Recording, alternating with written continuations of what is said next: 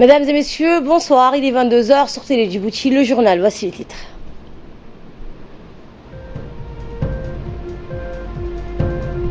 Le chef de la diplomatie a pris part à la conférence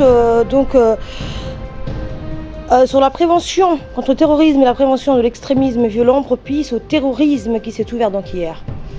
Et en Grèce, une tornade. Des intempéries meurtrières ont été qui se sont abattues, pardonnez-moi. Bonsoir et merci de nous accueillir chez vous. La conférence régionale africaine de haut niveau sur la lutte contre le terrorisme et la prévention de l'extrémisme violent propice au terrorisme a ouvert ses travaux mercredi à l'Office des Nations Unies à Nairobi, avec la participation des chefs de gouvernement, des ministres de l'Intérieur et des Affaires étrangères de plusieurs pays dans la République de Djibouti, où le président de la République, Ismaël Omar Guelleh, a été représenté par le ministre des Affaires étrangères et de la coopération internationale, Mohamed Ali Youssouf. La conférence a débuté va débattre de plusieurs thématiques, à savoir les échanges sur les bonnes pratiques en matière de lutte contre le terrorisme et de prévention et de lutte contre l'extrémisme violent propice au terrorisme. Création d'un partenariat avec les jeunes, les femmes et les communautés marginalisées afin de prévenir et de combattre l'extrémisme violent propice au terrorisme et le renforcement de la coopération entre les États membres, les Nations Unies, et l'architecture de paix et de sécurité de l'Union africaine visant à renforcer la prévention du terrorisme et de l'extrémisme violent au terrorisme. Cette conférence régionale africaine connaît la participation de chefs d'agences de lutte contre le terrorisme ainsi que des représentants d'organisations internationales, de sociétés civiles et de cabinets d'études de premier plan qui devront débattre 2 jours durant des menaces terroristes qui guettent les pays africains et de chercher les moyens d'éradiquer cette menace dans la région. Le ministre des Affaires étrangères et de la coopération internationale a prononcé un discours devant les hautes personnalités présentes à l'Office des Nations Unies à Nairobi. Il a remercié le gouvernement kényan ainsi qu'aux Nations Unies pour l'invitation qui a été adressée à Djibouti à prendre part à cette importante conférence sur la lutte contre le terrorisme. On l'écoute. Également dans l'actualité, le ministre du Travail chargé de la réforme et de l'administration, Isman Ibrahim Roble, accompagné d'une importante délégation composée de ses plus proches collaborateurs, s'est rendu au centre de formation EDC de l'USAID, situé à Gabotkat. Le ministre a été accueilli à son arrivée par l'ambassadeur des États-Unis à Djibouti, Larry André, la chef de mission, la chef du projet et des responsables de l'USAID. Cette visite s'inscrit dans le cadre du suivi du projet d'employabilité de la main-d'œuvre djiboutienne dispensée par l'EDC. Ce programme financé par l'Agence des États-Unis pour le développement international, l'USAID est exécuté par l'éducation de développement Center et par une durée de 5 ans, de 2017 à 2021, est réalisé en collaboration avec les institutions djiboutiennes chargées de l'employabilité, notamment la NEFIP, la Chambre de commerce et le ministère de l'Éducation nationale de la formation professionnelle. L'objectif du projet d'employabilité de la main-d'œuvre djiboutienne est d'améliorer la préparation et la compétitivité des demandeurs d'emploi en fonction des besoins du marché. Les jeunes djiboutiens, comme aujourd'hui, j'ai vraiment confiance dans l'avenir de ce pays. Le dynamisme que j'ai trouvé parmi ces jeunes gens m'a vraiment touché le cœur. J'ai confiance dans l'avenir de ce pays. Dans une interview qu'il nous a accordée, le ministre du Travail a indiqué que, comme l'indique la vision 2035 de Djibouti, le développement d'une main-d'œuvre qualifiée et disponible est essentiel pour améliorer les performances du secteur privé et la croissance économique. Oui, nous avons eu le plaisir de visiter le centre de formation du PED, du projet pour l'employabilité des jeunes à Djibouti. Nous sommes très heureux d'accompagner son Excellence l'ambassadeur des États-Unis à Djibouti ici pour voir comment se déroulent les formations ici et quelles sont les possibilités qui sont offertes aux jeunes pour être à même de se préparer à la phase finale de l'entretien d'embauche et à l'insertion professionnelle. Je voudrais ici assurer que le ministère du Travail et le ministère, le département ministériel en charge de l'insertion des jeunes, l'insertion professionnelle des jeunes, et cette responsabilité engagée ensemble à œuvrer pour qu'à Djibouti, la question de l'emploi soit enfin résolue avec tous les partenaires, tous les employeurs et tous ceux qui sont concernés par l'emploi. Le chef d'état-major de la gendarmerie nationale, le colonel Zakaria Hassan Adan, a organisé hier une cérémonie en l'honneur des championnes de la gendarmerie, notamment l'équipe féminine de handball. Ont été conviés à cette occasion le secrétaire d'État à la jeunesse et au sport, le directeur des sports ainsi que tous les officiers de la gendarmerie. Le chef d'état-major de la gendarmerie a tenu à féliciter cette équipe qui a raflé donc tous les trophées dans toutes les compétitions auxquelles elle a participé. Pour la saison 2018-2019, l'équipe féminine de handball de la gendarmerie est sacrée championne de Djibouti. Elle a remporté donc la coupe organisée pour la journée mondiale de la femme et enfin la coupe de Djibouti. Le tout donc a été joué avec un esprit de compétitivité, de fair play, de détermination et de discipline qualité qui font la force de cette équipe. À la fin de la cérémonie, l'ensemble des joueuses de l'équipe féminine de handball ont été élevés au grade supérieur.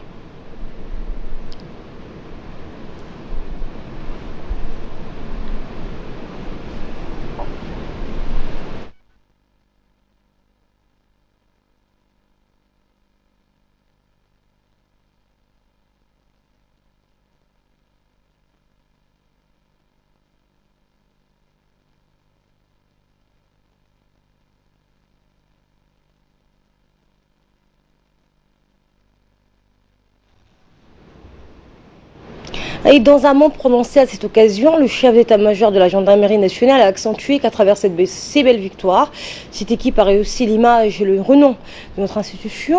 Le colonel Zakaria Hassan Adan, vous l'entendrez, n'a pas manqué de remercier le secrétaire d'État à la jeunesse et au sport, le directeur des sports, le président de la fédération de handball, ainsi que le directeur technique d'avoir honoré de leur présence pour cette occasion.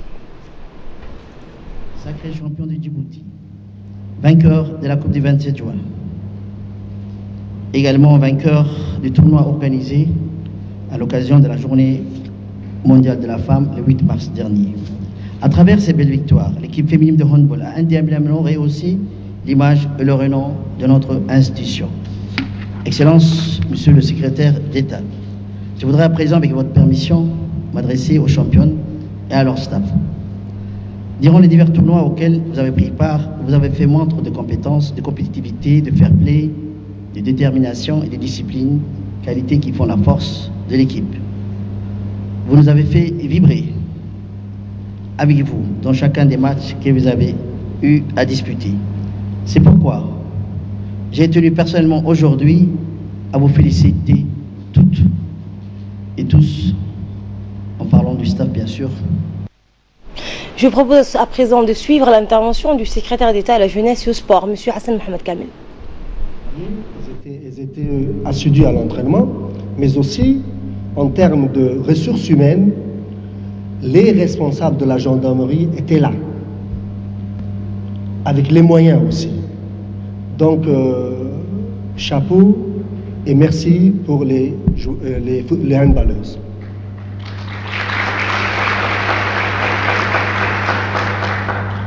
Je voulais dire par là que, lorsque j'ai dit ce n'est pas sorcier, aujourd'hui nous avons une équipe de football qui sont à l'étranger, à Paris plus précisément, de jeunes de moins de 14 ans.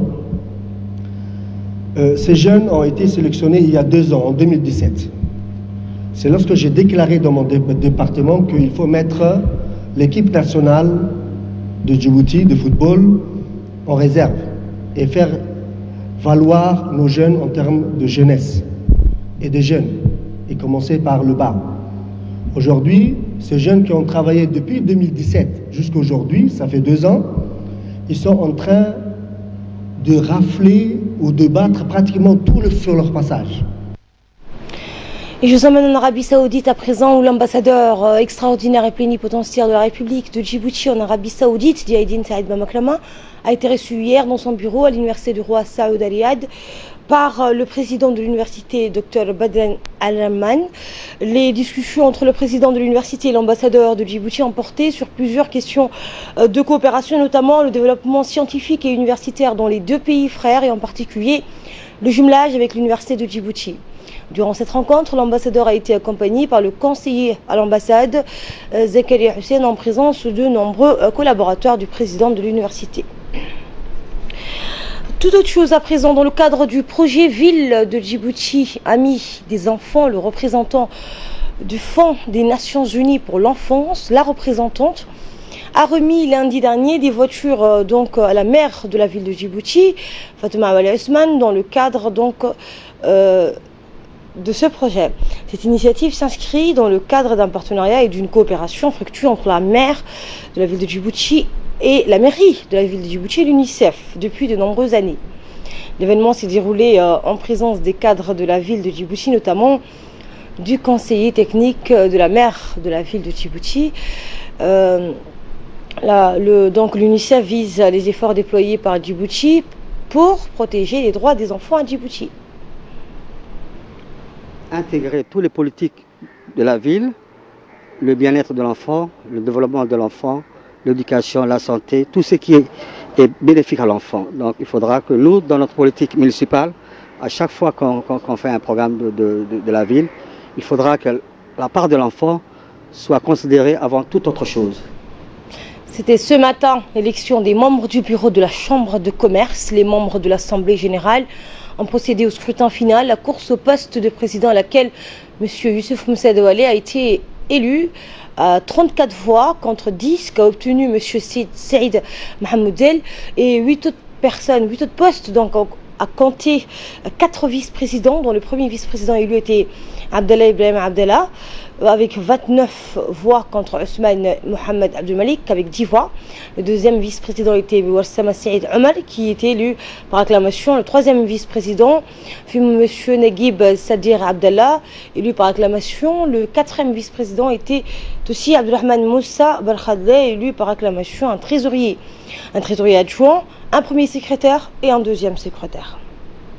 J'ai rien compris, moi. Le président, donc fraîchement réélu, Youssouf Moussa Dawalé, a prononcé un discours dans lequel il a remercié tous ceux et toutes celles qui ont placé leur confiance dans un esprit de respect, d'écoute et de tolérance. Il a saisi l'occasion pour féliciter l'ensemble des membres de l'Assemblée générale, élus le 24 juin dernier, ainsi que ceux qui viennent d'être choisis aujourd'hui pour rejoindre avec moi, a-t-il dit, le nouveau bureau de la mandature. Mesdames et messieurs, la Chambre de commerce de Djibouti, comme vous le savez tous, est une institution représentative du secteur privé ayant pour mission l'appui et la promotion des entreprises en vue du développement économique de notre pays. C'est ce qu'a déclaré donc M. Youssouf Moussa Dawalé. Il a également donc invité les élus à travailler avec lui, car des missions et des responsabilités autres que dans le bureau, il y en aura pour tous, a-t-il dit, notamment au sein des commissions que nous mettrons en place. Il a également saisi l'occasion de la disponibilité au pouvoir public et en particulier au chef de l'État Ismaël Omar Guelleh à permettre un partenariat public-privé et à même accompagner le développement économique du pays, contribuant ainsi à la lutte contre la pauvreté et au bien-être de nos concitoyens. À ce stade, il a proposé comme une des actions prioritaires la revitalisation du dialogue public-privé déjà entamé avec les pouvoirs publics lors du précédent mandat. Il a donc souhaité profiter de son élection à la tête de la Chambre de commerce pour ouvrir donc la Chambre vers les institutions africaines fortes et développer un partenariat multifacette dans l'intérêt de la communauté d'affaires de notre pays. En Libye, déjà plus de 10 000 morts dans la bataille de Tripoli, la barre des 1000 morts franchis dans la bataille ardue qui se livre depuis avril les forces rivales dans la capitale libyenne, Tripoli, selon un bref communiqué publié par l'Organisation mondiale de la santé. Au moins 1048 personnes ont été tuées, dont 106 civils. 5558 personnes ont par ailleurs été blessées, dont 289 civils. Lancée début avril par le maréchal Haftar, l'homme fort de l'Est libyen, la bataille oppose les forces de cet ancien officier de l'armée à celle du gouvernement d'union nationale reconnue par la communauté internationale avec pour enjeu le contrôle de la capitale Tripoli. La Libye s'est transformée en un refuge de milices après la mort de l'ancien guide Muammar Kadhafi, tué dans des frappes occidentales dans la foulée du soulèvement populaire contre son régime en 2011. Je vous le disais en titre, en Grèce, des intempéries meurtrières. Les images de la télévision publique grecque témoignent de la violence, de la tornade et des orages de grêle qui se sont abattus dans le nord de la Grèce. Des toitures effondrées, des voitures emportées, des arbres arrachés et un bilan humain très lourd. 6 touristes étrangers ont trouvé la mort, dont 2 enfants, et plus d'une centaine de personnes ont été blessées. Un phénomène inédit en Grèce où les étés sont secs et où la protection civile redoute surtout les incendies. C'était le journal de la rédaction. Merci à vous de l'avoir suivi. Très bonne suite de programme sur Télé Djibouti.